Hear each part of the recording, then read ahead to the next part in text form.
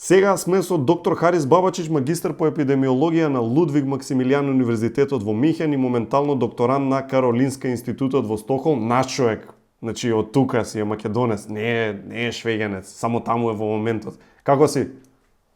Добар. Како е таму?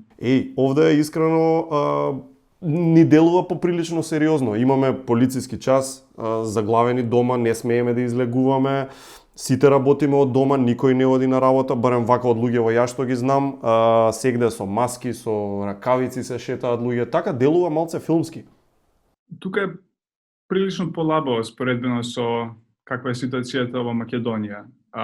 Например, сите регулативи се всушност препораки, не се тоа баш некои си регулативи за како јавноста треба да се однесува. Некои од нив се, например, дека сите оние кои што може да работат од дома треба тоа да го направат. Треба да избегнуваат собери, големи собери во јавност, треба да преферираат социјално дистанцирање, постарите и вулнерабилните треба да избегнуваат да излегуваат од дома или да се движат исклучиво во природа каде што немаат контакт со луѓето. Но тоа многу бейзик делува, многу основни некако работи.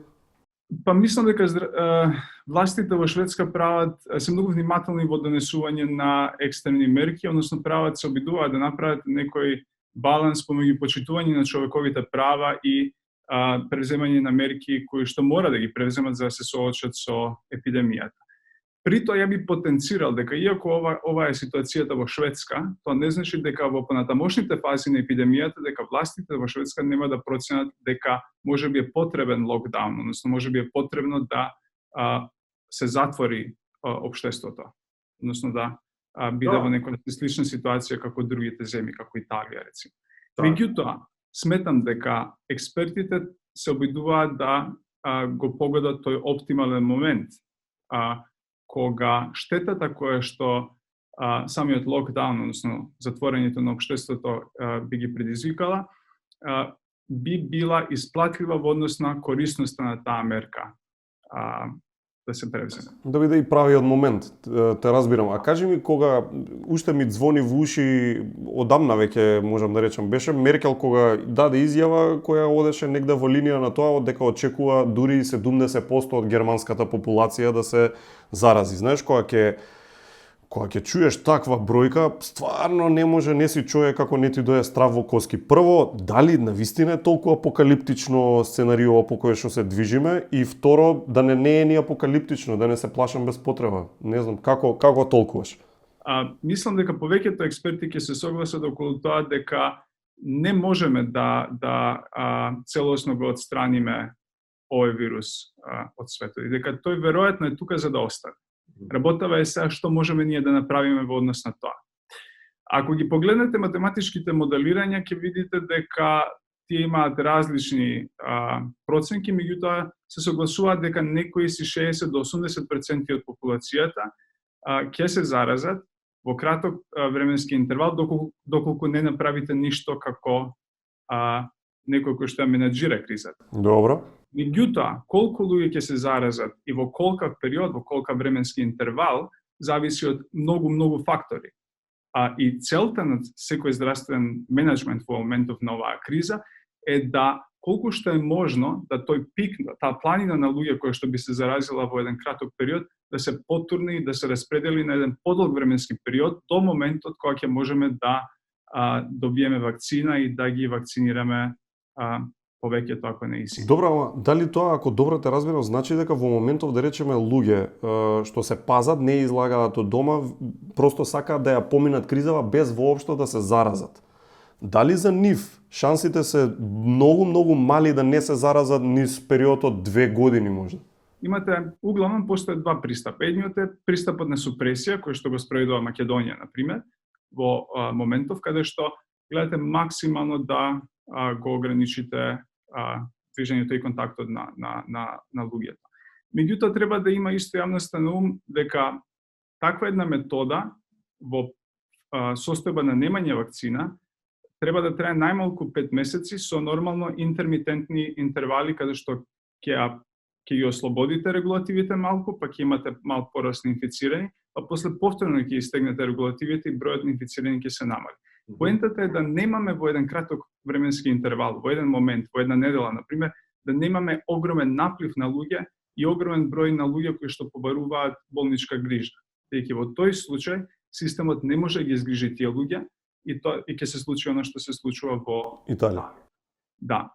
И тоа зависи, пак ќе речам, од многу фактори. Зависи од тоа каков е здравствениот систем, со какви ресурси располагаат, нели, оние кои што треба да ја донесат таа одлука во однос на тоа прашање. Другиот пристап е да се обидете да се справите со кризата, кој што пристап трае пократко, меѓутоа чини многу животи. И ова е еден многу тежок баланс да се направи помеѓу колку луѓе ќе починат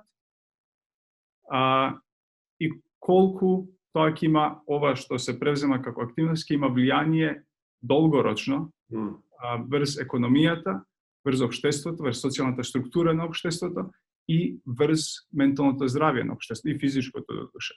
Кој е според тебе некое позитивно сценарио како ауткам што може да биде? На што може да се надеваме? Едното е дека смртноста е многу пониска од што и самите експерти мислат. Добро. Самите експерти мислат дека смртноста не е толку колку што изгледа, нели, кога ќе ги отворите бројките. Второто е дека многу набрзо би имале вакцина, не знам колку е тоа реално. Постојат вакцини. Не е толку тешко да се развие вакцина. Проблемот е да таа вакцина се тестира и се докаже нејзината ефикасност и безбедност. И за тоа прилика ви требаат некои 12 до 18 месеци. У некој минимум збориме. Тоа побрзо го направиме, тоа би било многу розово сценарио. Третиот многу битен елемент е да клиничките опити на лековите кои што во моментов се во испитување покажат ефикасност. Односно да оние лекови за кои што сега постојат индикации, не постојат докази, да потенцирам, јасни докази, дека се ефикасни во третман на COVID-19 заболувањето, дека доколку клиничките опити покажат дека овие лекарства се навистина ефикасни во третман на болеста, тоа би значило многу за морталитет, намалување на морталитетот, намалување на хоспитализациите и некој си по-добро сценарио, по-добар исход. Последно прашање сакам да те прашам, можевме да, како човештво зборам, да бидеме некако поспремни за сето ова или просто тоа е тоа, максимумот е ова? Краток одговор не. Видете, вирусолозите, научниците со еден долг период, мислам во изминативе 10-20 години, упорно укажуваат на тоа дека во некој период ќе се случи епидемија, можеби и пандемија на некој коронавирус кој што ќе дојде од Кина. И кога ќе ги читате ретроспективно тие студии, она се прашувате како е возможно толку прецизно да го предвидат. Меѓутоа, тоа е работа на науката. Меѓутоа, друг проблем е што никој не можел да предвиди кога ќе се случила оваа пандемија и колку заразен би бил вирусот, дека никој не можел да предвиди дека волку ќе се рашири, дека ќе има волку заболени, дека ќе има толку починати. Јасно. Интересни времиња, биди внимателен, пази се, таму може да се шетате. Блазе си ви сега за сега. Да, уште некое време. Остани здрав и многу ти фала за ова што одвои време. Тоа беше Харис. Чао. Чао.